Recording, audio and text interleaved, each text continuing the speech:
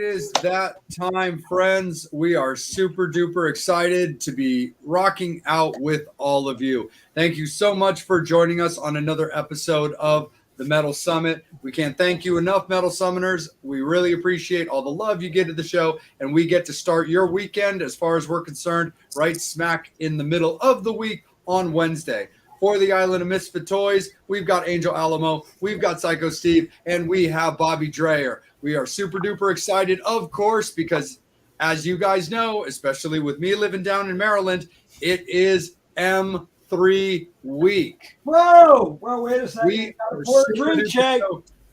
What's up? He's pouring a drink for I it. had to pour a drink, but I have an exclusive. You have an I got some you have big an news exclusive? tonight, Jay. You do? Yeah. So Okay. Oh, 2 yeah, weeks man. ago, I dropped Absolutely, dude. one, but I got a bigger one than that. Yeah, bro. So we had a guest dude. on a couple weeks ago, Nitro, who, as a lot of people may know, Nitro is on the TV show NBC with Snoop Dogg, Kelly Clarkson. I'm working with her now, doing a couple things. I got a call yesterday. She called me. Saturday she'll be flying down for the final show, which is going to be aired Monday night on NBC. That's all I'm going to say right there. But also, I just booked her at a gig at Disney World, first weekend of June at ESPN. She'll be down there for one magical weekend, opening up for RuPaul and people of RuPaul's Drag Race. So rock on, Nitro. Jay, I got to thank you. You know, bringing her on and and Nitro, this is for you. So I'm kicking a little bit of May the 4th be with her, because tomorrow I'll be at M3, so I have my tequila tonight. Oh, right on. Well, that's awesome, dude. Well, congratulations, Nitro Nitra, TMS alumni. We are super stoked for her. She's been kicking ass on American Songwriting Contest, so that is really, really awesome. We are going to steer it, though, to our guest, to the man of the show, to the man of the hour or hours, depending on how we get everything rocking and rolling. Great dude, great comedian, legendary comic, former co-host of That Metal Show. We would like to thank and welcome Mr. Jim Florentine joining us. How are you, brother? Great to see you again. How's it going, man? Good to meet you guys. Good. Absolutely. Thank you so much for taking a little time out of your evening to rock. It's I haven't seen you since last M3, but thanks for coming on, man.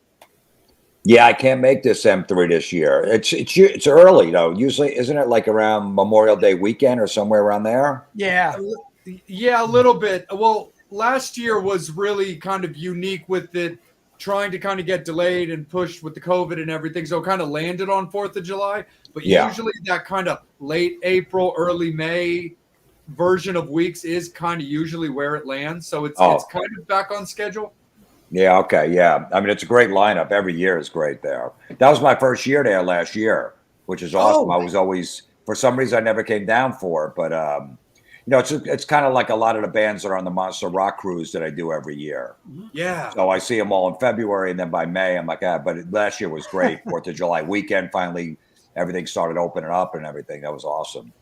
Absolutely. I mean, I personally am super stoked myself for Lizzie Borden on Friday because I'm a huge Lizzie Borden fan. So I'm really, really hyped to get to see Lizzie. But also, Jim, if you're unfamiliar with them, but they might have hit your radar a little bit. But there's a band on Sunday in from Switzerland, Burning Witches, who I've been a big fan of for a while that I'm really excited. They're kind of like the Iron Maidens, but if the Iron Maidens did like originals. So I think they're going to do really well as well.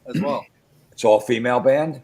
All female band, yeah. No, I never heard of them. I got to check them out.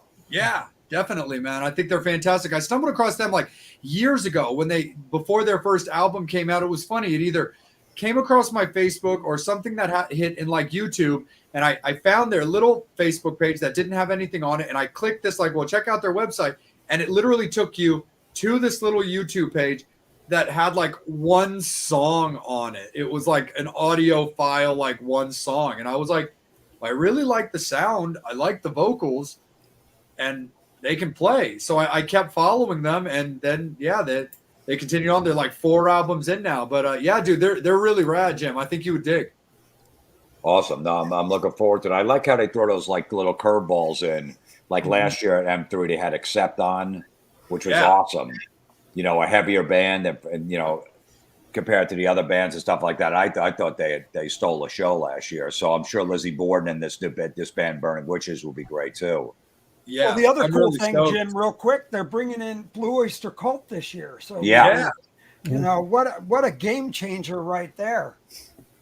Yeah, I know. And I saw them probably about 5 years ago, Blue Oyster Cult. I haven't seen them since the Black and Blue tour in 80, I don't even know, 81 or something like that. But Rudy Sarzo was in Blue Oyster Cult for a little while, but he's not in them anymore, obviously. But no, it should be a great time at M3.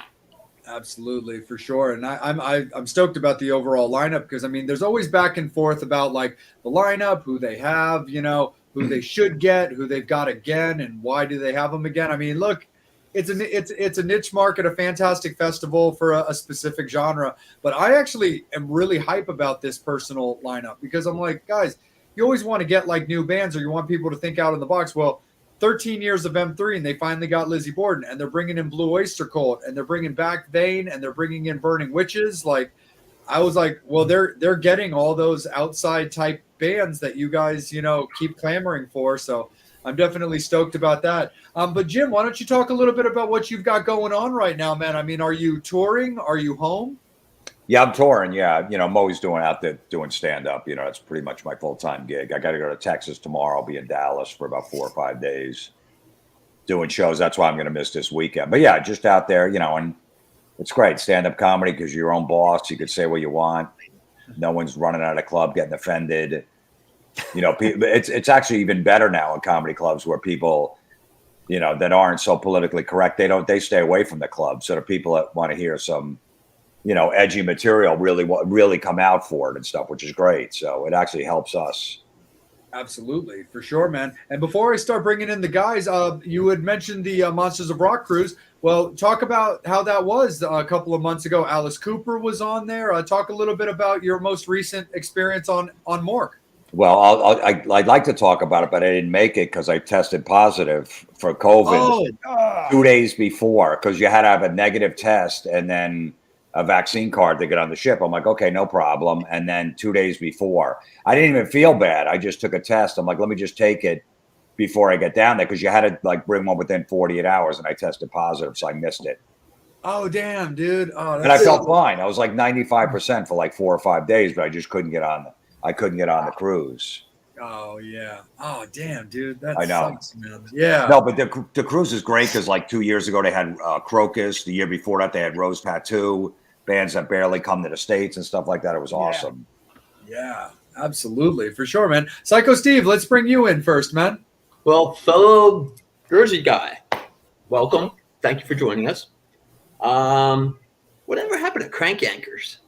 I was a huge fan. Is it really? It came back after like 12 years. Nobody knows. Okay, so where can we find it? Because I'm trying to get my kids to watch it. Back on Comedy Central. It came back on. Comedy Central is really not on anybody's radar anymore, so no one really knows. But it came back in like 2019. Okay. We've done 2 seasons since. It was off the air for like 12 years. Right. I watched it when it premiered through the years and stuff like that. Yeah. And then, I feel bad now that I haven't watched it. So don't believe me. Don't feel bad. Nobody's watching. I don't get, you don't get any feedback. Like back in the day, that was the show because it was on right before South Park. Right. I was in a good time slot and stuff, but times have changed. But they brought it back, and who knows? We'll see if they're going to do. We already did 2 seasons. We'll see if we do another one. I don't know. I have no idea. Gotcha. Yeah. And the other question is, who are you going on tour with this week? You said you're in Texas. Is it just you, or is it like? Okay. It's just me, yeah. Sometimes I'll try to do shows. Me and Don Jameson will try to do them together. Right. But it's usually just me and whoever the local guys are in that town on the show too. Wasn't sure if you had a choice to pick who you had. Sometimes I can, sometimes I can't. It all depends on the club, right. So. But me and Don got some dates coming up and upcoming and stuff like that. So it's always good to work with your friends when you can. Absolutely. Local or? We're coming to Baltimore, Fredericksburg, Virginia, Pottstown, Pennsylvania. So we got some stuff, you know. Sweet. Baltimore. Indianapolis, we're doing. Okay. So we have to get you up to the Stress Factory or Bananas. Uncle Vinny's down in Point Pleasant. Oh, okay. That's the last time I saw you both there. Yeah, that's usually the club that we do. Gotcha. Nice. That's right. Right on, man. Absolutely. Bobby, I think we should kick it to you, my good guy. So, Jim, this is a question, and it's probably a little bit of a serious subject, but yesterday at the Hollywood Bowl, and I don't know if you've seen the clip, but somebody jumped on stage and attacked Dave Chappelle, you know, and it was there. Jamie Foxx had to help out. There was a big thing. Guy jumped on stage. He had a gun, but it had a knife in the front. And he was there because of something that Dave said a while back, you know, which really pushed the envelope. It was, you know. So my question is, are you ever concerned about pushing the envelope on a joke when something like this happens that people don't realize it's comedy or it's a joke, but there's always that extreme that an event like this happens? That you were talking about the clubs, you could be yourself, a little bit more relaxed.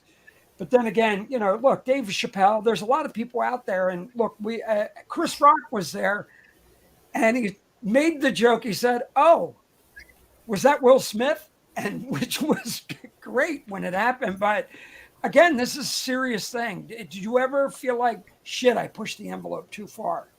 No, you know, I can usually tell. I'll pick on the audience, but I can see if someone's getting annoyed or really not into it or mad. I'll move on. I can usually assess the situation. But, you know, in this case, I mean, the guy, Dave wasn't picking on the guy, and the guy charged the stage. Yeah, it was something. But the problem was it was something he said before. It was almost like he was stalked. He stalked him at this event and looked for an opportune time where, you know, it opened up. Where if it was a club, it would have been a smaller thing in where you were saying. So, you know, you don't know what gets in somebody's wheelhouse that they sit there and it just stays in there and goes, you know, there's a lot of crazy shit going on, you know. 2 years we all been locked up and these people are, you know, their minds go everywhere. But I'm saying just an offbeat colored joke, whatever. Look, we've all been around it. You hung out with Artie Lang and everybody else. The days of Kennison, you can't do a lot of that shit now. How do you know how to curtail your material to where you're going? I just do it anyway. I don't care. Like I said, the people in the clubs, they're not, that's just a media driving all this stuff that everyone's offended by everything. They're really not. We're talking, you know, 2-3% of the population is hard, but they don't, like I said, they don't come to the comedy clubs.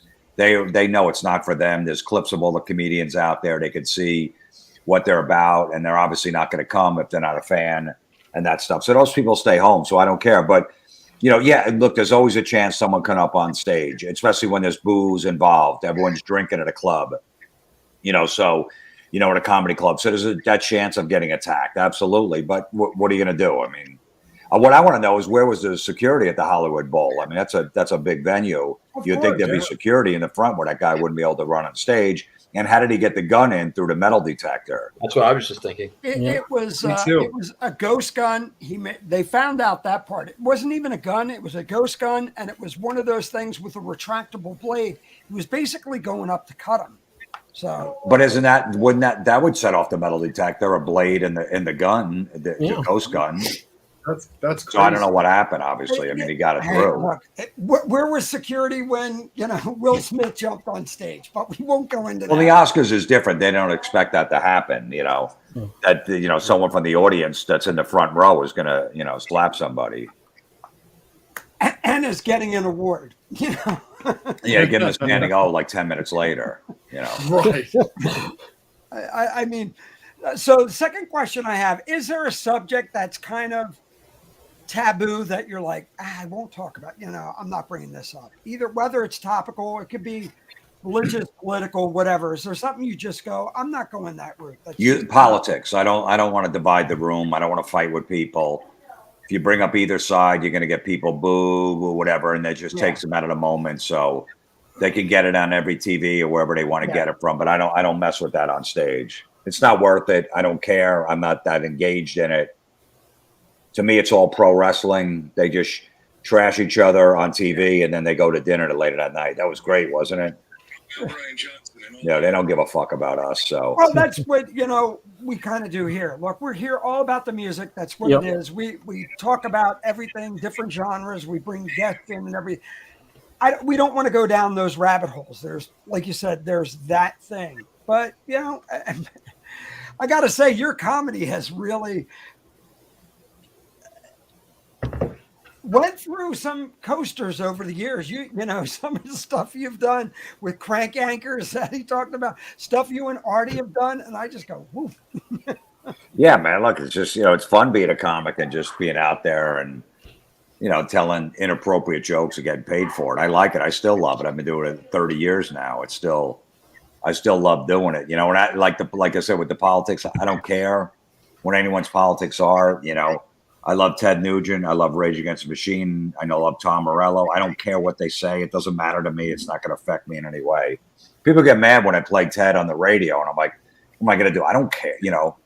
What am I going to just ban everybody with some views that I don't like, or he's too outrageous, or Tom Morello saying the complete opposite of whatever? So that shit doesn't bother me. Look, I remember the good old days of Uncle Ted with fucking Great White Buffalo hanging his tail out of his butt and sitting there. I love Double Live Gonzo, but I really, before I flip it over to Angel, look, you and I celebrate. God, you're younger than me by a couple days, but and we're both Leos, which is really cool. I don't know. I don't follow that stuff. Yeah, but I can't believe we'll both be 58, 14 this year. Yeah. Oh, dude, you're looking good. Angel. Thanks. Angel, it's all you, brother. Thanks. You just for the record, you don't look nothing like 58. He's True. not. It's good lighting. I'm 57. I don't know what your sign is, Angel. Since mine is, sign, but which I didn't know it was on The View. Yeah. It's always funny when girls bring up signs. Oh, you're a Capricorn. I don't date Capricorns. Why? Well, because they get angry easily. Yeah. Oh, so a guy in July doesn't? Just a guy born in whatever the fucking month that is. What is it, January? I don't even know. I don't even know about. Yeah. No one else gets angry. Just that guy born in that month in January, those 30 days. Yeah, good. No wonder why you're still single and you're 41. I'm sorry, Angel. No, it's okay. It's perfect. This always happens around this time when it comes around to me. So, what musician do you think would make a really good comedian? Well, Dee Snider. I used to see him back in the clubs back in the day, and he was hilarious. He actually got me to go up on stage. Like, he was one of the influences, because I used to go see him as sneak in the bars when I was like 15, 16 when they were a club band. And he'd do all these funny raps in between songs. But now I'm thinking, obviously he's older now, but if I had a guess, Corey Taylor's funny from Slipknot. Huh. He's a funny dude.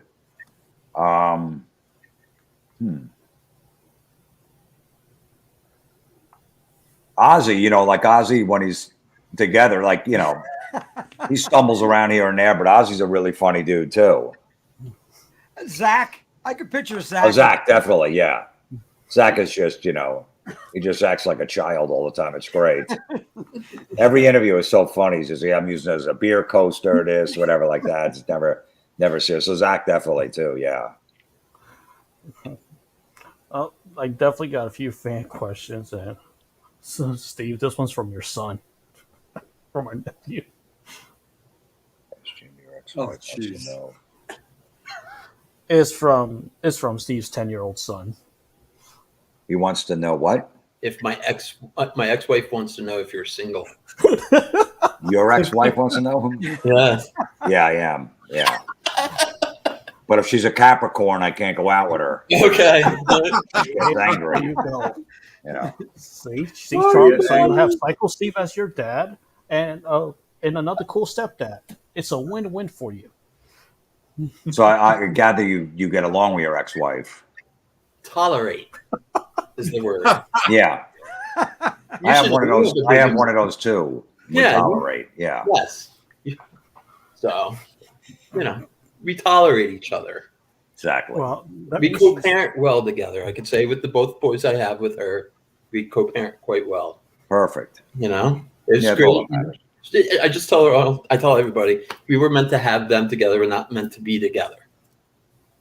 Okay, that's a good way of selling it. Yeah, I think I'm selling it pretty well. Is that what you said when you divorced her? Yeah. Yeah. Hey, look. I'll say more off the air. All right.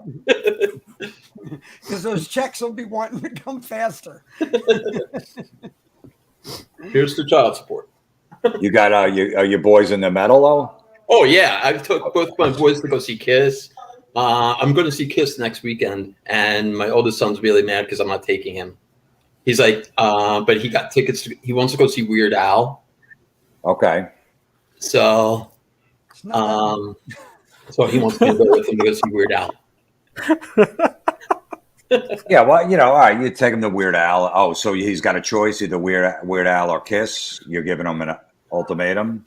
No, I just told him whatever concert either one I want to go see, I'll go see concerts with. Yeah. Spending time with them. But my oldest son is more into like Kiss, AC/DC, and Bon Jovi. The youngest, when I took him to go see Kiss, he liked it because of the theatrics and stuff like that. But he's not like that much into seeing concerts yet. He's 10. Okay. So. Yeah. But I started my first Kiss concert. I was 6 years old. It was Eric Carr's first show at the Palladium. Nice.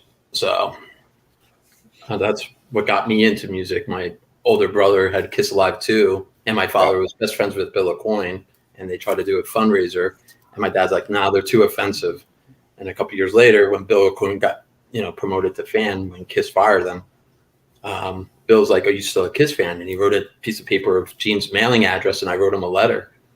This is before, of course, email. And he wrote me back and goes, "How did you get my address?" Wrote him again. He was like, "Oh, if you want to come to a show, you can't come by yourself. You need to bring an adult."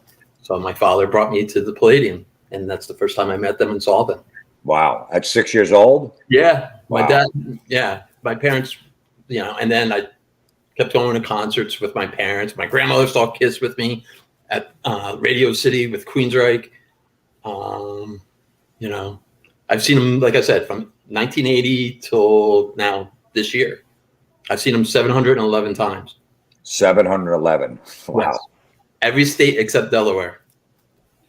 Now you think Ace is going to come back in and do a few shows or no? If the money is right, yes. I don't think he'll just jump on. Now, stage. does he come out in the makeup and then you got Tommy in the makeup and there's two Aces? How's that going to work? I don't know. They should bring the Black Ace back from. What's Kiss that? They should bring the Black Ace from Kiss Meets the Phantom of the Park back. Right. No, but honestly, I hope they will. But my envision, if we're going to talk about Kiss, I would love to see Kiss do like a set with every member that's been in Kiss, at least like 3 or 4 songs, and then just close out with 3 songs with the 4 original members. Like do a set with Eric Singer and Bruce Kulick, do one with Vinny, because unfortunately Eric Carr passed away. So do one with Eric Singer to play, and then bring Bruce Kulick, and because Mark St. John passed away, do this song, like a couple extra songs with Bruce, and then do a couple songs with Tommy, and then just close out with Gene, Paul, Ace, and Peter. And that's it. The problem is there's too many egos involved. Yeah. Can the original members stand by the side and watch other guys play? And then they, Black Sabbath supposedly, Bill Ward said it, that they wanted Bill to just come out and play like 3 songs. And Bill's like, no, I'm a founding member. I'm not going to come out and play 3 songs and watch some other guy play my parts. I could do it. So that's when egos get involved. That's why it'd be tough, for these bands to get along, everyone to get along and have no problem Ace waiting in the wings to come out and play 3 songs and Peter and stuff. So yeah, that'd be ideal. That'd be the ideal situation, but who knows? Agreed. So, but look, they're on their farewell tour. So you saw 711 shows. So by the time they retire, you'll probably be almost up to 800. Probably. Yep. Supposedly it's next year, the last show, right? Yeah. So it was supposed to be July 16, 2021, but then with the COVID thing happening and then also rescheduling of all the shows, you're probably looking closer to 2023. Yeah.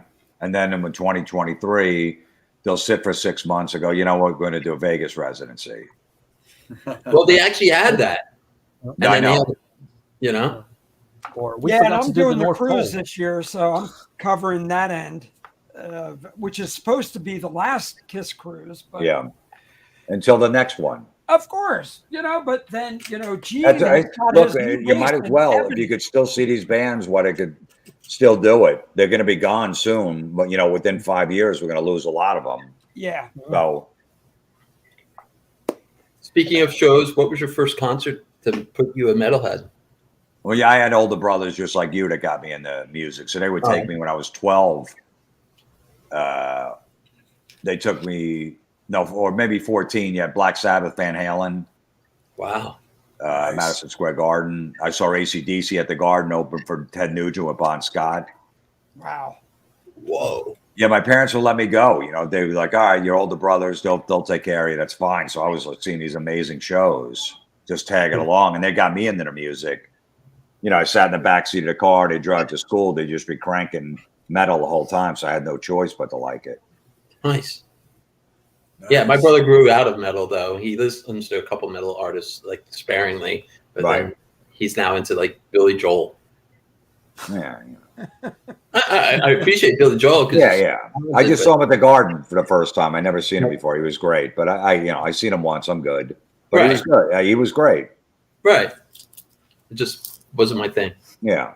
So, but yeah, and my parents are like, well, if this is what you want to do, go to concerts, go ahead, go with your friends, just be careful, call us when you need us to pick you up, or if your friends' parents are picking you up, you're going to crash at their house that night. I'm like, yeah. So I would go into the city. I'm like 10, 13 years old, go to the Limelight. I'd go to freaking Birch Hill, L'Amour's and stuff like that. Became friends with Frank, the owner of L'Amour's and everything. And, he knew I wasn't going to drink because I didn't want to have him lose his liquor license. He's like, you're here for the music. I'm like, yeah, damn straight I am. And yeah, I saw some great shows there. I saw Stryper, TNT, and Loudness, at L'Amour's. I used to work at the Birch Hill. I was a heavy metal DJ there on Friday nights. Sweet. Nice. I grew up in Old Bridge in that town, so I spent many nights there. Yeah. It's great. And I was the one that when I was 17, 18 years old, I dated a girl that was a lot older than me that Art Stock wanted to bang. And Of course. So he threw me keys to his old pickup. He had this minivan because he didn't want tour bus taking up their parking lot. So he's just like, go pick him up at the Macintosh Inn on Route 18. So I would go in this big beat up, like, I don't think it was like a caravan, like a Dodge Caravan. And he goes, so I'd go to the Macintosh. I'd be like, hi, I'm Psycho Steve. I'm here to pick up Winger, Warrant, and when it was what was it called? Docking, I had to take 2 trips because I had to take Don and like say George in 2 separate rides because they weren't talking to each other.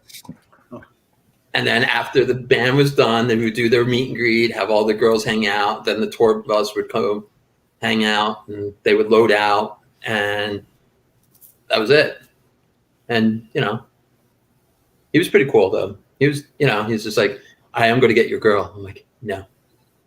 He always hung around. Yeah, he was the owner of the Birch Hill and a bunch of clubs and stuff. Right. And he always hung around them because to buy you free drinks. You want a drink? Yeah, okay. Like perfect. I didn't have any money then. And we mentioned Blue Oyster Cult. The first time I saw them was at Club A. I know he didn't own it, but I saw a lot of great shows at Club A as well. Yeah. So, and then I used to work at the Record Center on Route 18. I know that place. Yes. Yeah, that little like house. That Yeah. place was great, man. Yeah. And you know how many CD or record release parties we had there, or people would bring and do signings there from like American Angel to China White, Xenon, Zebra, Skid Row. Like Dave, Rachel, and Scotty brought me, before they got Sebastian, they brought me Matt Fallon, a cassette, to listen to it. And I said, it's good. He's good, but, And then a couple months later, they're like, hey, we were just at Mark Weiss's wedding, and we found this guy from Canada named Sebastian Burke. You should hear him. Yeah.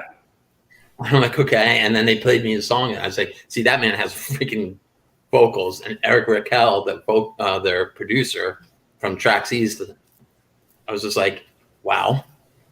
And then he got signed. I think John Bon Jovi helped them get signed, and the rest is history. Let's get her up. Have you heard the new singer, by the way?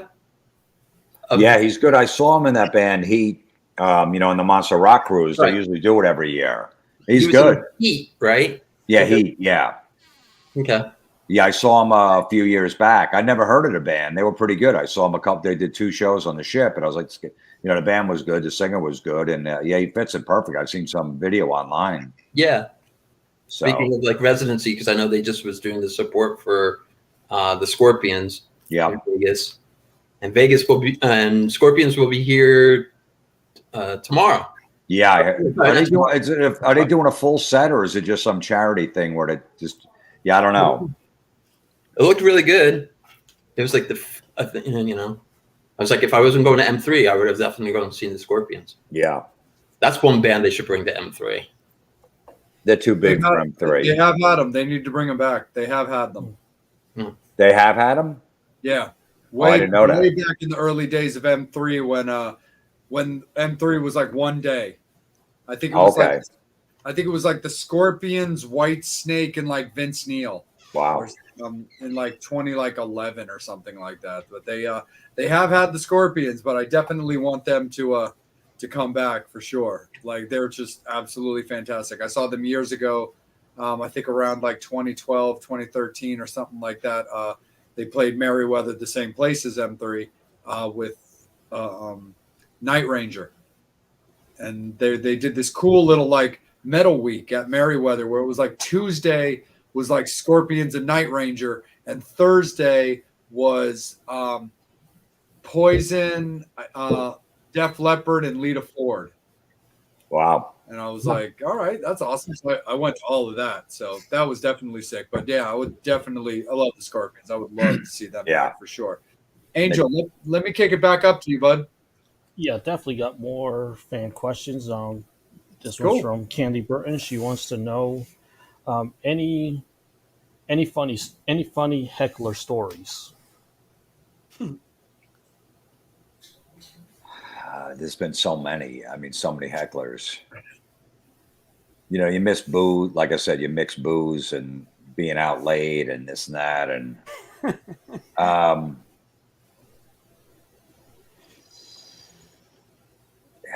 I don't know. The worst are like bachelorette parties. When you get a bachelorette party and it's like 10 of them and they got like the penis straws and they got, the sparkling shit on their head. And they sit right in the front. They need to be in the front. It's not, the attention spans are really short. That usually ends in a disaster. Like, oh boy, they talk. Oh, I did that. Remember that? And just, what I'm talking. I'm not allowed to talk. Usually I'm just like, please, can we get through this?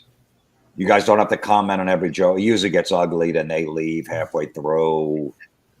They want their money back and all that shit. So, but nothing really crazy. But it's not fun to deal with. I'll try to give them a couple chances to please just calm down. But then, like I said, whatever they're on or whatever, they're fucked up. Yeah. I try to, and then, if I have to go in for the kill, I do. You can't go in too early. Like if someone goes, I didn't like that joke. You can't go, hey, fuck your mother. Like you can't go right into that because then the crowd's like, whoa, whoa, whoa, whoa, whoa. All he said he didn't like that joke, so you got to like ease into it. Because I used to go right at him just like that, and the crowd would turn on me. I'm like, you're mad at me? I'm like, well, he didn't deserve that. So now I ease him into it. Nice. As a pit bull. Marcus wants to know any shows at the Stress Factory. No. Who owns the Stress Factory now? What's that? Who owns the Stress Factory? Is it still Vinny Brand? Yeah. Okay. Yeah, no, I do like Uncle Vinny's, the Point Pleasant, shit like that. And he's got there's a room in Connecticut, a Stress Factory, but there's like a theater there in Fairfield, Connecticut. I do. So I filmed my last comedy special there too. So I'll go back there in a few weeks. So there's a million places to perform. So wherever, just go. Nice. And Bruce wants to know, do you think we will see Rose Tattoo on this side of the pond ever again? I would say probably no. They had that whole tour scheduled. They were coming back to do like 3 weeks in the States. I was going to see like 4 of the shows. And, coronavirus hit. Now Angry Anderson's probably 73, 74. I just highly doubt I see him coming over and doing some shows again. I think it's past that. They were amazing on that Monster Rock cruise. They were unbelievable. I mean, just the rhythm section, that band and stuff. What's his name? Now, used to be in AC/DC, the bass player, the original guy. He was playing when Angry. I can't remember his name. Mark Evans. Yes. Yeah. So, but I'd say probably not. But unfortunately, because they were great. And Brian, he wants to shamelessly plug. Can you look up Thomas the Red Comedy? You could tell us what that is. So who has to look that up? I guess. I think a fan is making a suggestion for another for a comedy show for you to check out. Okay, yeah, Thomas the Red Comedy. All right, I'll look it up. It's probably going to send me some gay porn site. Red Rocket. And Carla Rice has joined us. She asks, do you have any opinion on the stadium tour with Motley Crue? I'm trying to figure. I'm going to see it. I'm not sure where. Maybe in Hershey. I don't think I could see it in Philly. Yeah, I'm doing Philly, Hershey, and Pittsburgh. I'm covering all 3 of those. Oh, you do it all 3? I'll probably go to Hershey, I'm thinking. Great venue.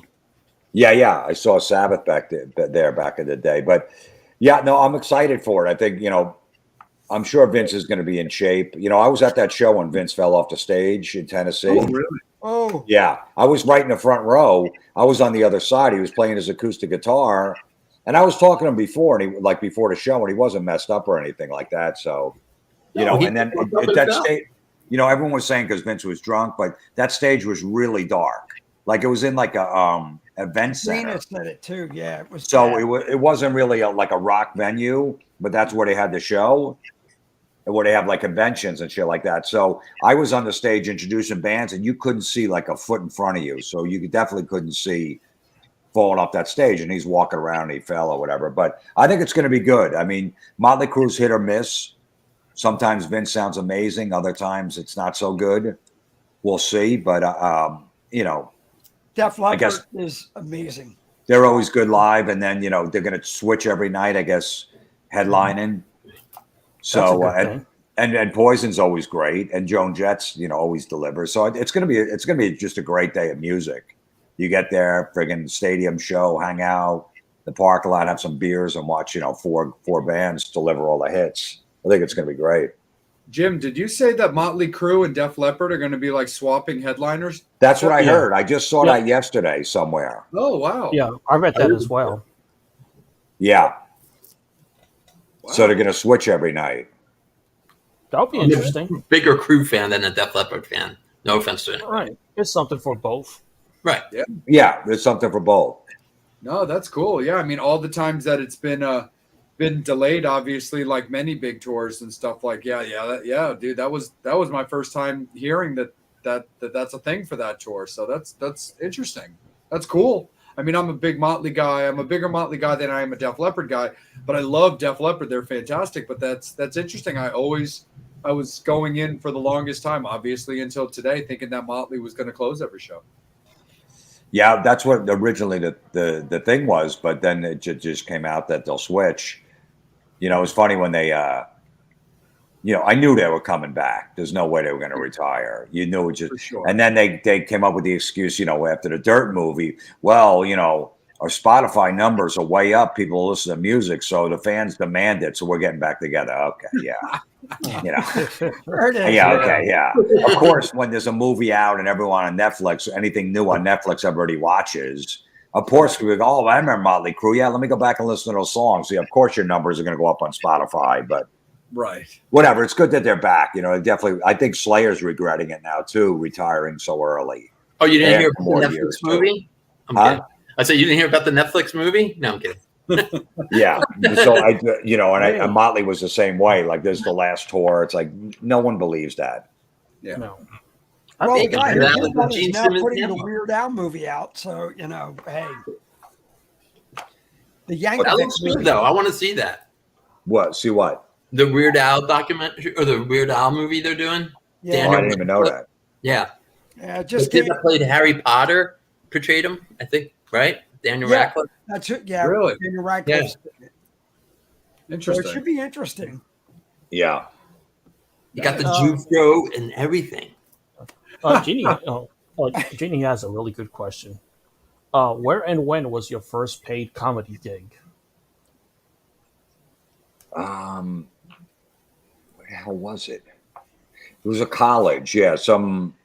Yeah, I did like 10 minutes at a college and completely bombed for like $25. Nice. Now, Psycho Steve, right? Yes. That's your name. Yeah. You'll know the playpen, the old playpen on Route Oh, yeah. 35 in Sayreville. Yep. Oh, yeah. Yeah, so I used to work there too, and on Monday night, Art Stock let me do a amateur night, open mic night for comedians when I first started. Right. So I'd run it on Monday nights, and I had these guys from New York come down. I didn't even know them, and they go, "Hey, man, you're funny. We're gonna, you want to open for us at a college?" These two comedians. I'm like, "Yeah." Like, okay, it's $25. I'm like, awesome. And it was at a college in Hoboken. I forget the place. Stevens College. Stevens Tech, yeah. And that was my first paying gig, $25. Nice. Oh, gee. And Well, that he- was because I booked it. I booked them. I gave them $100 to come from New York to play on a Monday night to close out the open mic, you know, put some professionals on. And then they Wow. put me on their show. So that was my first paid gig. Hey, Nice. these people break out and become as big as you or bigger. One guy bailed. He isn't doing comedy. There's another guy, Steve Marshall, his name is. He's still around doing comedy. He's a funny guy. He's still out there. But the other guy that, you know, I bailed at some point. Nice. That first comedy gig, Jim? Was that did that involve any of like the jokes from like your first comedy notebook? Probably around sometime around there. Yeah. I mean, I was, you know, the thing is when you start writing comedy, you think like every joke you write is going to be amazing and you're going to be on HBO within 6 months, you know, and then when you perform in front of your friends and people that know you, they laugh. But then when you go to your first real gig, like at Stevens Tech, and nobody knows you and they're just staring at you, and that's a dose of reality. Like, okay, these jokes stink. You know, but everybody stinks in the beginning. You gotta, you know, you just work your way through it and eventually find out, you know, get to a place where, yeah, but I used to write some terrible, like a lot of puns when I first started doing comedy. I thought that was really funny to write puns. Mm-hmm. No, I remember because I have it too. Like I remember when you released your jokes from my first comedy notebook record, and I was just like, this is so funny because I get where you were coming from, but I was like, but it's Jim now looking back on what he was trying to do then, and I was like, this is fantastic. I remember when I moved, I don't know, like 10 years ago or whatever like that, I was going through my old stuff and I found my first comedy notebooks from the early 90s. And I started thumbing through them and I was reading these jokes and I'm like, oh my God, I haven't seen those books in 15 years. I'm like, oh my God, this is terrible. I didn't even want to throw these books out in my own garbage in case the garbage man took them out.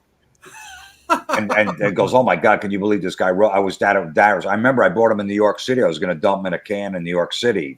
That's how embarrassed I was. It was almost like I had kiddie porn. I had to get rid of it. And then I said, you know what? I didn't dump him in New York for some reason. I had him in my car and I didn't. And I go, I'm going to do this on my podcast. Just read these, just to say how, how awful I was. And people loved it. Oh, you got to do another podcast. I go, I'm just going to do a whole album of them. I just went in the recording studio and read them out of my book. Stuff like, I tried to rob a deer the other day and we're up to him. I go, hey, where's the dough? I mean, awful jokes. Wow. Yeah. So, what was it? Like another one, like I broke my toe the other day. I didn't know what to do. So I called a tow truck. I mean, the great thing is weed's becoming legal, so everybody will laugh at stupid shit. well, yeah, yeah.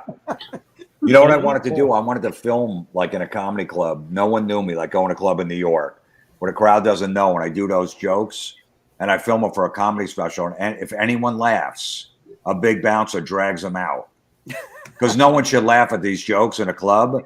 So I would do it until nobody was left in the room. I should have done that.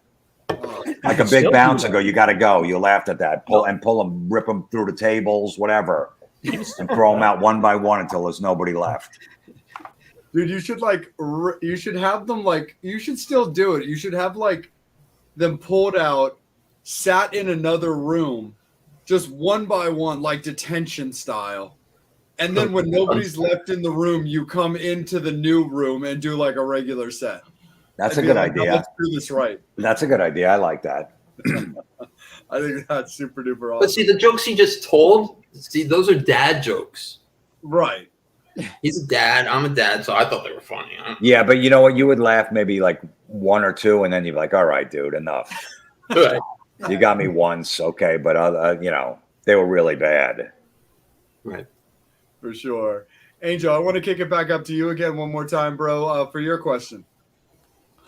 Well, I actually asked my question and then I went up to the fan questions. But since you insist, I'll do one more fan question. Okay. All right, I'll get to the next person's question. Okay, here it is. Rich wants to know your favorite place to do stand-up and the worst place you've done it.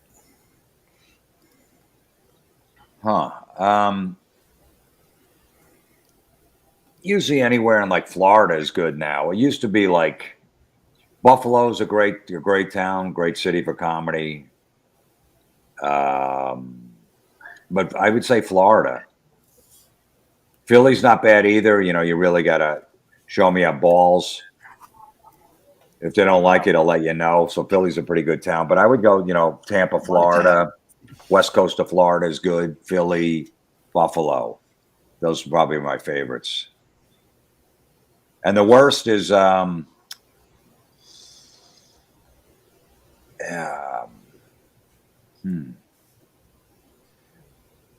think Montreal.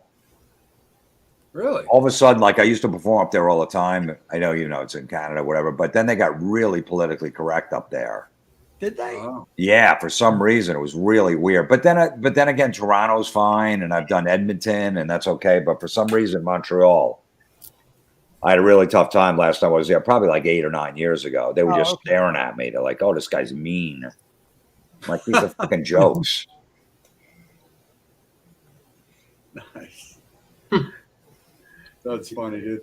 So, Jim, one of the things I wanted to ask you a little bit about, because I always found it really interesting. So I, as a longtime watcher of that metal show, I also always loved when you would do the parts at the end of the show, like when you would like put up like a new CD, like check out this band, when you were kind of doing like the artist picks kind of a thing.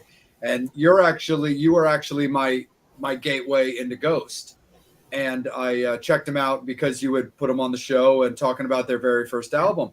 So I actually just kind of wanted to ask you a little bit about Ghost and what you think of like just what they've been doing now over this time with, Tobias doing, the multiple looks, the multiple styles, the different characters, and just kind of what you think about how he's been carrying on this thing now for quite a while. Yeah, I didn't think it was going to really catch on. I wasn't sure. I was friends with Brian Slagle from Metal Blade Records. I had a couple comedy albums on his label, and he was telling me about Ghost, and I guess he had the rights to Ghost in the first album. I don't know exactly. No, he was connected to him somehow. And he's like, dude, this band, he goes, they're playing in New York City. They're playing at, what's that place on like 14th Street? They got the rock club downstairs and upstairs. They got two different clubs. Webster Hall. Webster Hall. There you go. Webster Hall, New York City, downstairs in that little room that held like 200 people. He goes, I want you to see this band. They go, all right, I'll go. And it was unbelievable because it was just pure evil. Like he just stood there the whole time, dressed as like a friggin' satanic pope, and didn't move and sang. It was so fucking. I was like, holy shit, this band's amazing. And then the album came out. I liked it. I'm not crazy about him now. I don't know. It's kind of like I saw him open for Maiden in Vegas a few years back, and it was kind of like he was up there telling like jokes, like he was like a Vegas lounge act. Oh wow. So I went from being like this evil pope, this evil shit of which I loved, to kind of like, little silliness to it. But it's working for him, which is good, and people like it. But I was a big fan of the first album. Second one was okay, and I just kind of lost interest since then. It's almost like with Greta Van Fleet too. I love that EP was great. Yeah. I mean, definitely the Zeppelin major influence. I saw him at a little club, the Mercury Lounge in the city, but I'm a little past them now. It's getting too weird. I'm not. Yeah. The songs to me aren't really there anymore. I'm glad that they're selling a lot of tickets, and that's great for metal. It definitely is. Hopefully, I'll get back into them at some point. Sometimes that happens with bands. I'll get out for a little while, then I'm back in. I can understand that for sure. I mean, honestly, I've been kind of hard on Greta Van Fleet. Like, I got a lot of respect for them. They played Baltimore a lot. It's been kind of cool watching them do this progression where they played like the little punk club, the Auto Bar, for like $13 a ticket, sold it out. 6 months later, they played Ram's Head Live in Baltimore, $35 a ticket, sold that out. There's an outdoor venue, Pier 6 Pavilion, $150 a ticket, sold that out. My only thing with Greta that I've always been curious about and kind of weary of is like, I really just kind of had this feeling where I'm like, I feel like they're kind of a flash in the pan. And I really don't mean that to be mean to them because I like their playing. I like their sound. But I was just kind of curious about if there was potential for them just being like just this flash and then just being gone. And then I wasn't hearing as much. And then, of course, COVID hit. And then the only thing I've heard about them this year was that they canceled all their dates for the rest of the year. So, yeah, I'm kind of curious about Greta if we're going to get much again from them. No, I think so. They still got a big following. They still sell like 5,000-6,000 seats when they perform. So they still got a following, which is good. So they're not back to playing like little clubs. So we'll see. I mean, maybe it's good they take some time off, and we'll see what the next record's going to be. They put a lot of music out. Yeah, they probably. I think they're on like the third or fourth record or something at this point. Okay. Yeah, then I'll have to pay a little bit more closer attention to them for sure. Bobby, let's kick it over to you, bro. Oh, Jim, I'm going to go a little dark again. So we lost a lot of it. I do that because why not? And I have alcohol. May the fourth be with you. Oh, yeah, of course. You got to do the whole Star Wars shit and have your tequila and, so a lot of rock stars, sell their tequila. Sammy, a lot of Sammy. But comedians, you've seen the dark side. Look, you've seen it with Artie. We've seen it with Sam, Dice. How do you keep a level head on that? We've seen it in the rock and roll world, but comedians, look, you guys, are on that same path. I mean, it's you're riding high one day. Next thing, it's you're almost like the flavor of the week. Yeah, well, look, I always said I'm never going to get too high or too low on any shows because you got another one the next night or in a couple days. So it's like, okay, so it's just, I just kind of keep like an even keel to it. I've been lucky. Like I don't have any addiction problems. I don't do drugs. I don't even smoke weed. I'll drink here and there a couple times here and there. I love drinking when I go to a concert. Nothing better than some cold beers, fucking hanging out. watching live music. But I don't have too many addictions. So luckily, I've been able to, be on the road for like 30 years and not get into trouble after a show. There's a lot of downtime, just like in a band, till the show. So if you got some addictions or you into get in trouble, there's a lot of, and you could find it in any city, just like a comedian in a band, whatever they want. They can get it from the wait staff. They can get it wherever they want, whatever they need. So I'm lucky that I haven't had any of that stuff. Well, not even that, Jim. What I was trying to go at is ego. Your ego, you get a little bit of taste of fame. All of a sudden you get puffed up. We've seen people like Janie Lane, really the crash and burn thing. And, I'll bring up, look, Howard has made a lot of people famous. Stuttering John, Jackie. We've seen Jackie go through, and I love him. I mean, I'm in Bucks County and right outside of Philly. So Jackie's up in this area. Artie, I used to go see Artie a lot. And they get that. It's almost like they're big, they're a legend in their own pants. Look, I always looked at bands like they're not going to be arena bands forever. Like all the 80s bands, that was selling at arenas, and then you're down for a little while, and then then you start doing casinos and you're performing in front of 1,500 people, then it's 1,000, and it's like 800 to 1,000, and that's what it is. I mean, how many bands could stay on top for that long? How many comedians could stay on top for that long? So to me, it was like, okay, I'm going to get to a point eventually, it's going to come down and I'm just going to settle in somewhere. And if I can make a great living at what I love doing, that's all that matters. Well, the really cool thing I noticed you did, and I wanted to bring it up. So I'm a video game junkie and everything. So you did, the Grand Theft Auto back years ago. How'd you get hooked up with that end? This guy, I forget his name. Fuck, I can't remember his name. He was a guest on Opie and Anthony's radio show, and I used to go on there. And he's like, dude, you'd be perfect for a voice on here. So I'm like, yeah, no problem. I went in the studio and did it and stuff. Like, I didn't even know how popular the game was at the time. I don't play video games. Like, yeah, whatever. I'm like, is this like a big deal? He's like, yeah, it's a big deal. I'm like, okay, then I'll do it. Especially that game. Because it was one of those games. It was, it made everybody feel like, okay, I could be a drug dealer. I could be a pimp. You're beating somebody up. And all of a sudden I hear your voice and I'm going, this is fucking cool. Yeah.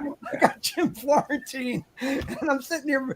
I can go over and smack the dude in the head, and then you got Florentine's voice on it. Yeah, that was fun to do. I did it in like 10 minutes, and then all of a sudden I couldn't believe how many people played that game and heard it on there, which is crazy. It's one of those things. But like which got brought up earlier, crank anchors and that.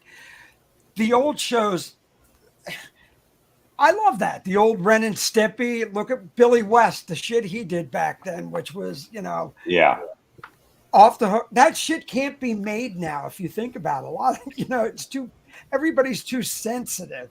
But, yeah,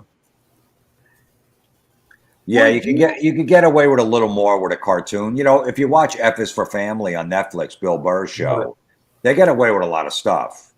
He plays like the stereotypical 70s dad is just cursing at his family, is cranky and shit. So that's pretty, it's pretty out there for that stuff. But, no, I look, when I look at a movie, or if I see a movie and it's made in like 2020, 2021 or 2022, I know it's going to stink. There's going to be no edge to it. There's going to be no funny jokes. There's going to be no inappropriate stuff. So I don't even watch it. I'm like, this is going to suck.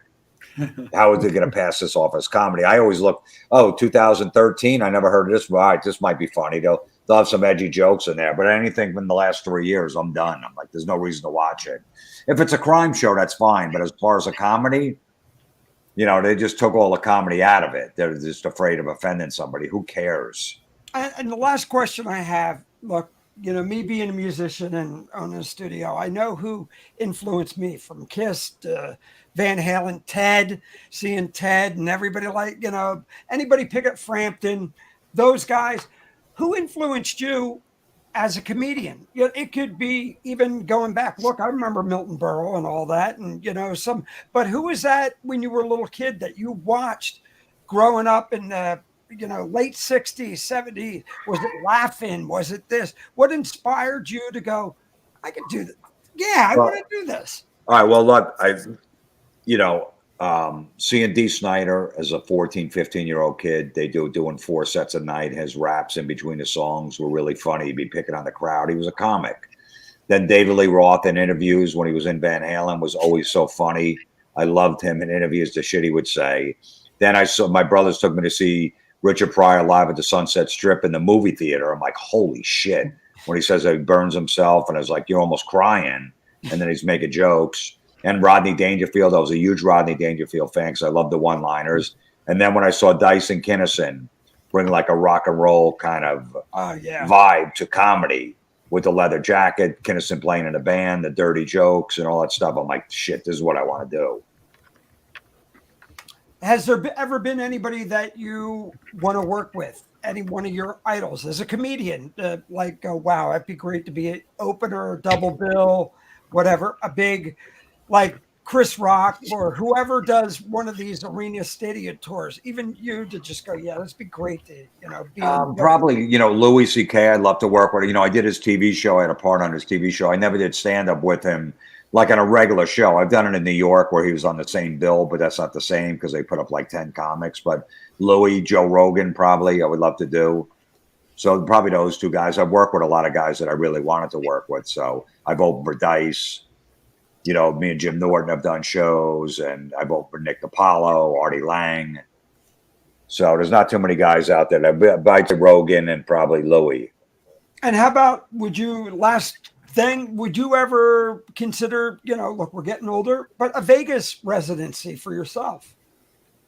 Yeah, I would. I mean, at some point, yeah, I would definitely like to do that. Or AC. I mean, since things like that, it's close to home, the Hard Rock, something that's, a stable, stationary gig that you get. And, a lot of people take these because, hey, I don't have to tear down, I don't have to do this. But somebody said, I'm going to give you a residency here. Yeah, no, I would definitely do that. And look, at this point in my career, it's like, I'm a middle-aged white male, so it ain't going to happen anymore. I'm not getting that friggin' sitcom. You know what I mean? I'm not getting in it's just, it's the time has passed, and with everything they're changing, and they got to, it's a diversity hire. Every show has to have we got one black guy, one Chinese woman. We got a lesbian, we got this. So it's like, whatever. I don't even care. So just to perform live in clubs in front of, people that want to hear comedy and stuff like that and make a great living at doing it, I'm fine. So if it's a residency, that'd be perfect. Well, I wouldn't want to sell yourself out. We just lost Betty White, and you got to think about it.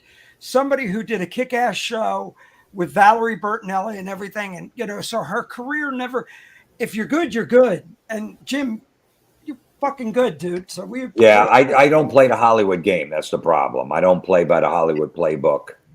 I don't, I just don't. I don't kiss ass. I'm not a good ass kisser. I've never been. I just can't. I don't know. I just don't have it in me. I'm not one of those. That's why I never moved to LA. I'm not an ass kisser where I'll do whatever I got to do to make it. To me, when I was making $300 a week and paying my bills, I made it. When I was doing comedy about 3-4 years, I'm like, I already made it. That's the way I looked at it. Cool. Now we got to get you up here to Bucks County. There's a lot of clubs up there. Yeah. I'm around that area a lot doing shows. Oh, good. Cool. Yeah. Yeah, my buddy has a comedy club. He's with right in Bucks County. He's got a comedy club here, which is tied in with Philly. So yeah. Which one? Which club? It's right above Poco's. It's oh yeah, I know that place. Yeah. Oh, okay.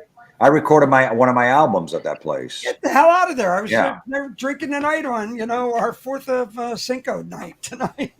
Yeah, no, I know that place. Yeah. Very cool. Nice, man. That's super duper cool. Jim, what I wanted to ask you, so just take you back to you and Don working together back in the day with terrorizing telemarketers, which is always fantastic because everybody hates them. But I also wanted to ask you about Meet the Creeps, which I loved. And just what was the idea between you guys doing that where, like you guys always said it, there's no happy endings, like having the scenes just cut to where, unlike Candid Camera, you don't let them know it's a joke. So what was the thought process behind that? I don't know. Me and Don, like we were on the road. We're always like messing with people, just doing whatever. We just start filming this shit and see where it goes. We started filming a little, and Comedy Central got interested. We wound up doing a pilot for the channel. It didn't get picked up. They thought it was too mean, But meanwhile, like all these other hidden camera shows came on after that, where they were just as mean, like Scare Tactics and stuff. Yeah. I don't know if you ever saw that, it was just insane, the stuff they did on there. So it probably just wasn't the right time. But we just filmed it ourselves. Like, hey, we're just going to do it ourselves, just like we did with the telemarketer stuff. We actually got a new album coming out probably in like 2 months, a telemarketer record. We're still doing it at this point. I don't know. I always like the hidden camera thing because people, when they don't see the camera, they're not acting. When they see the camera out, that's when they're acting. So it's better when it's hidden and get real reaction. So it was a good time doing it. Who knows? Maybe we'll do another one someday. But then again, people are going to call the cops on you in 2 seconds if you're messing with them now. Seriously. Especially when everyone has a phone. 100%. Absolutely. Psycho Steve, let's bring you back in, brother. But also, fans, it is last call for alcohol. Get your final questions, comments, and just all-around funness into Jim if there's anything that you want him to answer. Now's the time to do it. So final comments and questions for Jim. It is last call for that. Psycho Steve, it's all you, bro. All right, so I have 2-part questions. So the first question is, what band are you listening today that we should all take a listen to? Is there like any band that's up and coming that'd be like, Psycho, this is a CD you definitely need to listen to? No, I mean, I've been listening to Dirty Honey. Yeah. They've been around for a little bit. I like those guys. I've been listening to that. I got, the new Ted Nugent, the new Rammstein, and Hailstorm's coming out with a record on Friday. I like them a lot. Love Lizzie. Yeah, Lizzie's great. She's a friggin' rock star, man. That voice on her and shit. God damn, So those are the ones I'm listening to now. As far as new bands, I really don't. I'm going to check out what Burning Witches, right? You said? Yeah, Burning Witches. Yeah, I haven't found anything. I don't know. Usually it comes on my radar, but nothing that's really hit me lately. Oh, there's a band out of India, Bloodywood. Have you heard those guys? No. Just heard about them. Their name hit my radar like last week. Indian folk metal. Wow. It's a cross between like Slipknot, Korn, and with like an Indian influence music in it. It's pretty cool. Bloodywood. They got one album out. I listened to The Who, HU. They do like Mongolian throat, I guess. Yeah. I listened. My chick got me into them. I was just like, wow, they're really cool and different. So I'll check that out. Yeah, the Bloodywood's definitely different. It's got like kind of like a new metal kind of vibe to it, but it's pretty cool. The Indian folk metal in there, the music and shit like that in between the breaks. It's pretty cool. Nice. And my second question is, we've had him on our show. He's also a very dear friend of mine. He does a comedy show and he does music. Mr. Hal Sparks does a cover band of Van Halen called Nerd Halen. Have you ever thought about doing something like that? Taking one of your favorite bands and putting a band together and doing like a Steel Panther, Nerd Halen, Gacy DC kind of thing? I can't play an instrument at all. I got no musical talent whatsoever, so I couldn't do that. But I heard that band. I know they were on the Monster Rock cruise right this past year. I haven't seen them. I didn't know Hal was in that band. Yeah, he's the singer. He's the singer? Yeah. Wow, okay, I didn't know that. Yeah. No, that's awesome. I love those covers, Steel Panther, all that stuff. And the people that he has playing with him, like he has a guy named Caleb Rappaport. He can play note for note. I have no musical talent also, but you can ask the guys. He is like Eddie's prodigy. Really? Yeah, he's that good. At least I feel that he is. Yeah. Thoughts are you've listened to him. No, I probably would if I knew how to play or do something, but I've just got no musical skills whatsoever. And the last question is, does your son think you're funny? Yeah, he'll come to my stand-up shows. Yeah, he'll laugh. Okay. You know what I mean? And I can make him laugh. I mean, I still got to be his dad though, so he gets annoyed. Like I got to tell him he's got to go to sleep soon. He's gonna be like, "Oh, come on!" He's trying to watch a basketball game. So, but yeah, he does. Gotcha. Cool. Nice. Right on. Angel, let's kick it over to you, brother. Definitely got a question from Carla. She wants to know. uh, This damn screen sometimes goes slow. Do you like the Pitbull of comedy or George Carlin? The Shimmy Bobby Slayton, I guess, the Pitbull of comedy, Yeah. because that's his nickname, or George Carlin. I like them both. I mean, Carlin's a legend, obviously, and if you watch some of his stand up, like in the last, like the last 10 years he was alive, all the shit's really coming true. The shit that he was talking about, what's going on in the world. And no, Bobby Slayton is one of my favorites. The guy just attacks you. Talk about a guy that, might get attacked on stage because he attacks the audience. He's so brutal. It's great. So I like both. I'm a big Slayton fan. I worked with him a few times, and Carlin's, obviously a legend. I like the angry Carlin, like the last 10 years, like his last 4 specials, when he really turned angry. He was like smart and clever, like in the 70s and stuff. But when he turned it on, towards the end, he got bitter and angry. I love that shit. What about people like Ralphie May, who passed away? What do you think about somebody like that who came out? Yeah, Ralphie was funny, man. Talk about addiction problems. He had Yeah. besides the food and all that other stuff, he just had a lot of it. No, Ralphie was great. The guy would do like 2 to 3 hours a night on stage, which is insane. After like an hour, I'm like, all right, I'm done. I got nothing else to say. So he was a great comic, Ralphie. Yeah. It's a shame we lost him, too. Brian wants to know, can we discuss Howie Mandel? Was he ever funny? Yeah, I liked Howie. When he put the glove on his head. I don't know. It was amusing before he became, more of a TV star. But I liked his stand up. It was kind of observational. He was kind of weird and, up there on stage. His early stuff. I haven't seen his later stuff, but I liked him. He was funny. And I had a question similar to this one, but Michael beat me to it. His question is, would you consider doing another show based around music? Yeah, definitely. I mean, if something pops up, I do a show on Ozzy's Boneyard on Sirius XM. I do a 2-hour show once a week on there, play music, talk, and stuff like that. So, but no, absolutely. We're always looking, maybe something will pop up where someone will put that metal show back on some network or something like that. You never know. A lot of shows, old shows, like even like Crankyaggers came back after all these years. So who knows? But yeah, absolutely, would definitely do that. Cool. Kick it right back up to you, Jay.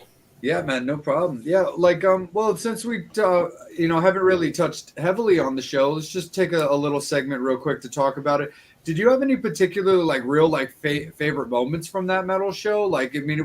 You guys had such a laundry list of iconic people, as well as people that are very, very tricky to even get in contact with. I loved the whole build up leading up to you finally getting Jakey Lee. I thought that was a whole lot of fun to watch from the Vegas special into finally having him get an episode. But were there any particular moments that you really remember that were super hyped for you, whether it was travel or a certain guest or just a moment? Well, we went over to Download Festival in 2010 or 2009, I forget. And we did a whole special from over there. It wasn't part of that metal show, but it was part of VH1. So we were there for 3 days interviewing every band. We had that metal show bus, had the logo on it and stuff like that. The band would come up on the bus. So we interviewed Chris Cornell, and Motley was there. And got every friggin' band, was on the festival that year. It was Slipknot headlined at one of the nights. Faith No More was another night. So we got to interview bands that weren't all, necessarily on our show. So that was great. And then, every season there was somebody different. I can't believe it that these people, I'm interviewing them, like Angus Young and Brian Johnson. We had the first year, me and Eddie interviewed them. Then, then we have everybody from Sabbath, pretty except for Ozzy that came on. We had Bill Ward on, we had Giza, we had Tony, a couple of dudes from Maiden, so Lemmy, we had Ronnie James Dio on our first season. Mm-hmm. Geddy Lee came on twice, once with Alex, once by himself. So every year was somebody different. Like, oh my God, I can't believe we have this person. I'm so psyched. Sammy Hagar co-hosted a show with us because he loved doing the show. So he was a co-host with us one time. So that was great. Absolutely, for So sure. many great memories on that show. Yeah, man.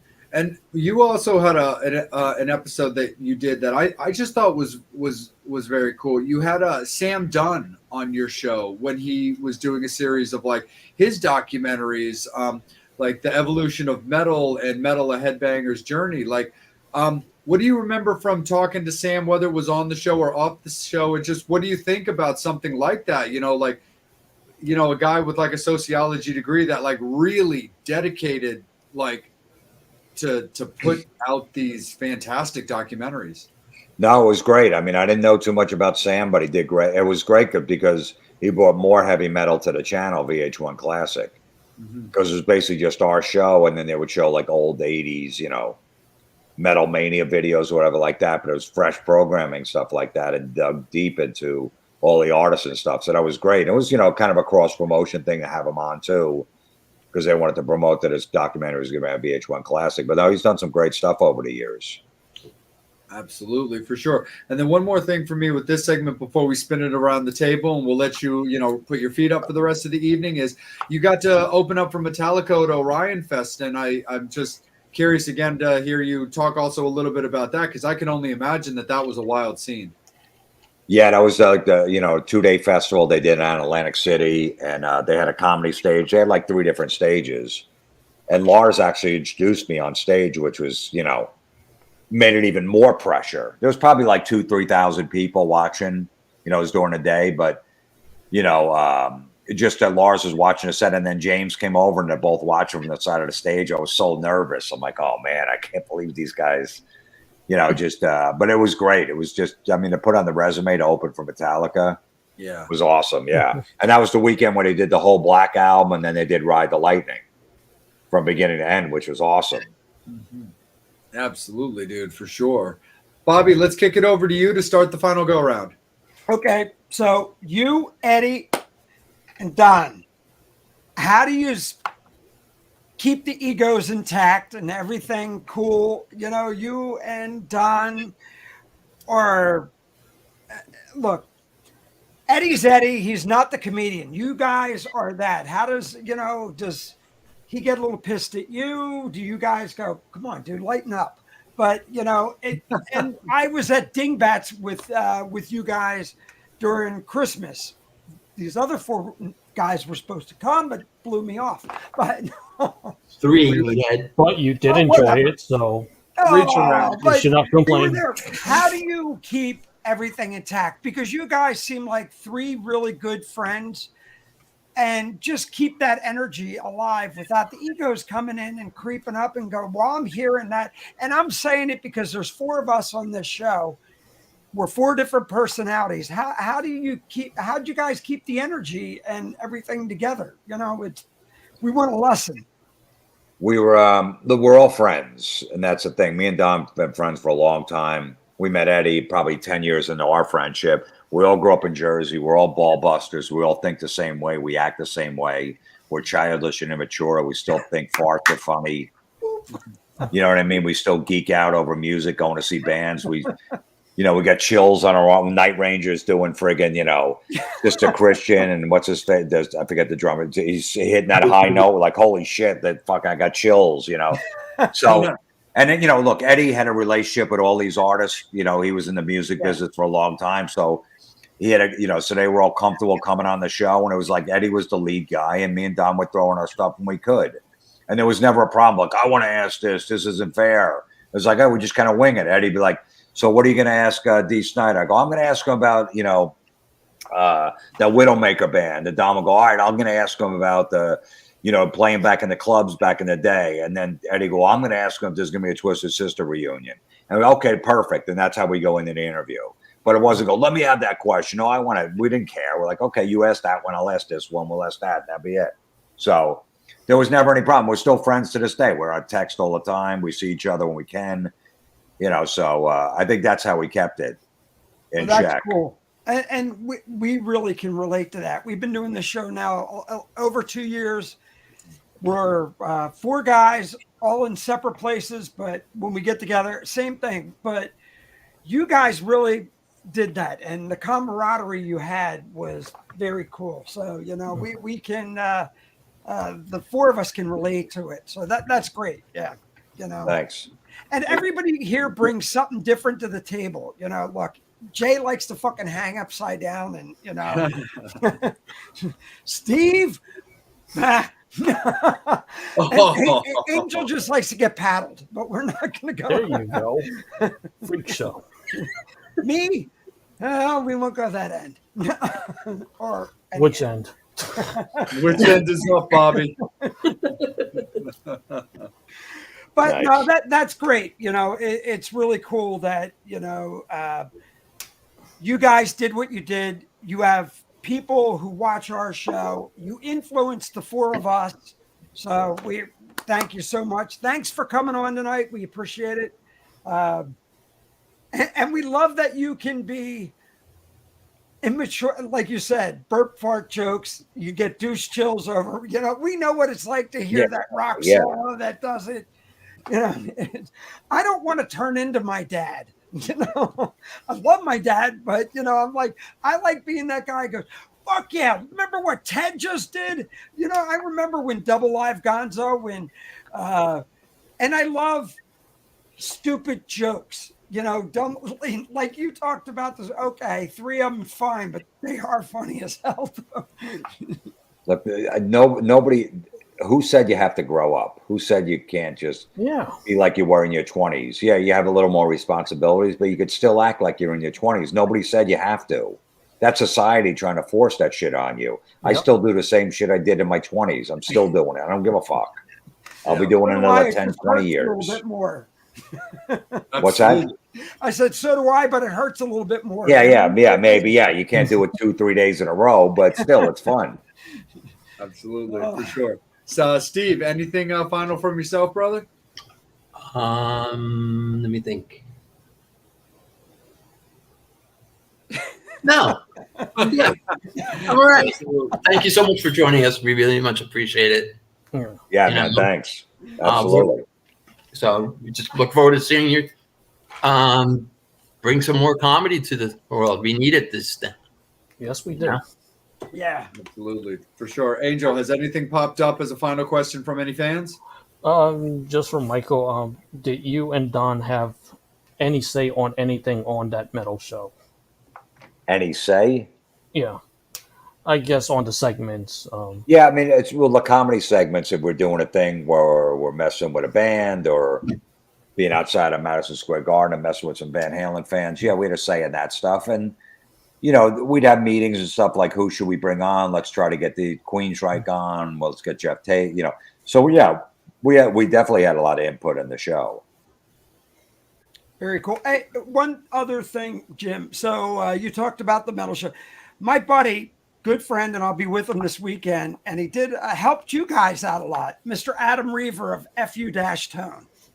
So Adam brought all the amps on. He was, he was the developer for the D-Tuna, but Adam was there. I remember him bringing all his EVH amps and, yeah.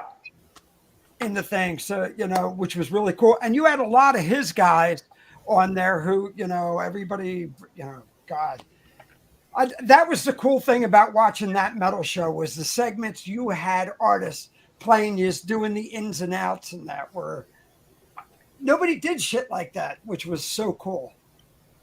Yeah, because there's so many people that wanted to be on the show, and we wanted to get them on somehow. So we're like, all right, how can we do this? Maybe, all right, if they can't be a regular guest, and we'll still ask them some questions, at least play the guitar, play the drums in and out of commercial break. So it worked out well. We figured that out by it was like season 5.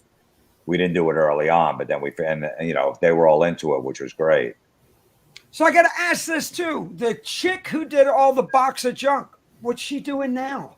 Jennifer, I think she does like motivational speaking or something. Yeah, her and her husband do motivational speaking. Yeah, her and her husband do stuff. I saw her at we had that metal show reunion party 2 years ago before the shutdown, and she was telling me about how she does like motivational speaking, and her and her husband and all this stuff. So that She was never really into like rock music, like metal and stuff like that, but she was awesome to work with. And I guess her business with her husband's doing really well, so I'm happy for her.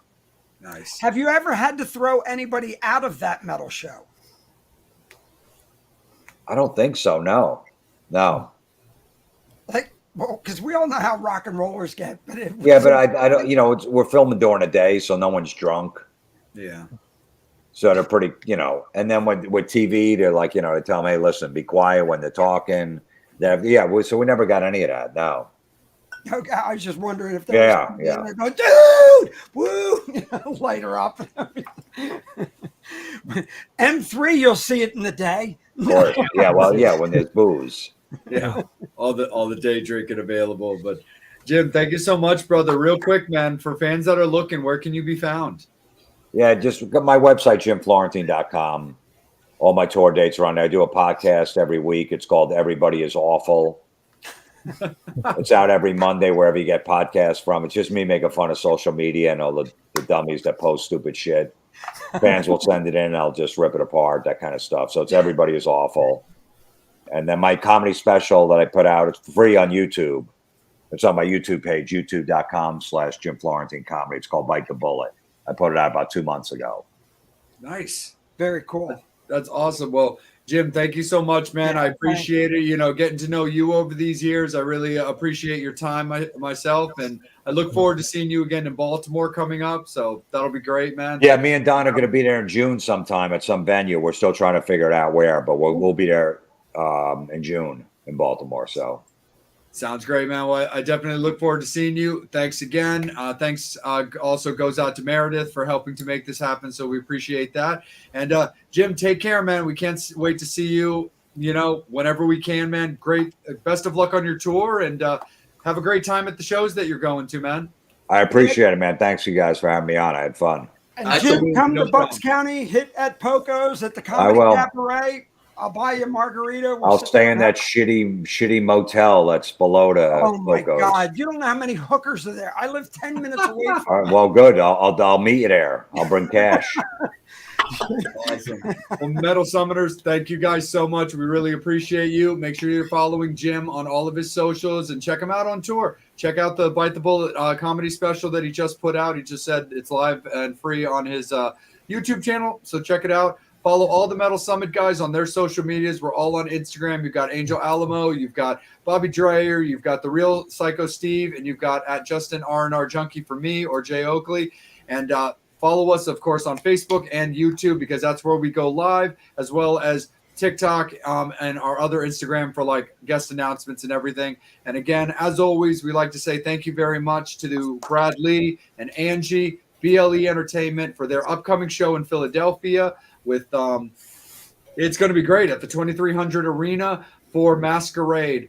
Michael Grant and the Assassins headlining Thursday, Steven Adler headlining Friday, and Autographing Killer Dwarves headlining on Saturday. So Brad, Angie, thank you so much for putting on the show for all your fans. Thank you for letting the Metal Summit be involved, hosted and emceed by yours truly and our beloved Psycho Steve. And we've got Bobby and Angel going to be there as well. So thank you again to the BLE camp and Metal Summoners. Thank you guys again. On behalf of the Metal Summit, for Angel Alamo, for myself, Jay Oakley, for Psycho Steve, and for Bobby Dreyer, again, we thank Jim Florentine for spending his evening with us. And Metal Summoners, we thank you. Guest announcement on Friday. We'll see you guys next week. As always, you've been watching the Metal Summit. Nice. Jim, thanks for a great